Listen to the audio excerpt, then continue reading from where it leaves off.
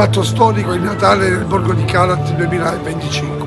Si riaprono i magazzini di Palazzo Agnello, magazzini culturali acquisiti al patrimonio del Comune di Siculiana, che diventeranno da stasera un luogo di incontro, di storia, di cultura, una rievocazione storica che parte dal matrimonio del 1311 di Costanza, Brancaleone e Doria, che stasera riprende vita. Bellissimo, una bella esperienza, molto caratteristico, organizzato nei minimi particolari.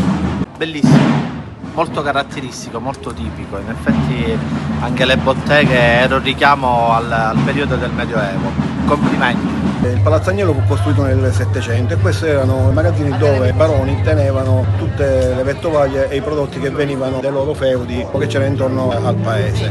Sono stati praticamente chiusi fino a 2 anni fa e all'interno mantengono quelle caratteristiche di antichità sia strutturale che come rifiniture che erano classiche tra il Settecento e l'Ottocento. Con l'avvento dell'amministrazione comunale tutti i magazzini sono stati ripresi e vengono utilizzati, e oggi è proprio l'inaugurazione, come spazi per attività culturali. Adesso c'è la rievocazione del Medioevo siciliano, in particolare quello siculianese, con la presenza di Costanza e di Brancaleone Doria. È un posto suggestivo, molto bello e si può fare tante cose qui, si presta a moltissime attività. È stata una bella iniziativa, veramente ci voleva per Siculiana. È un'esperienza bellissima, molto piacevole, credo.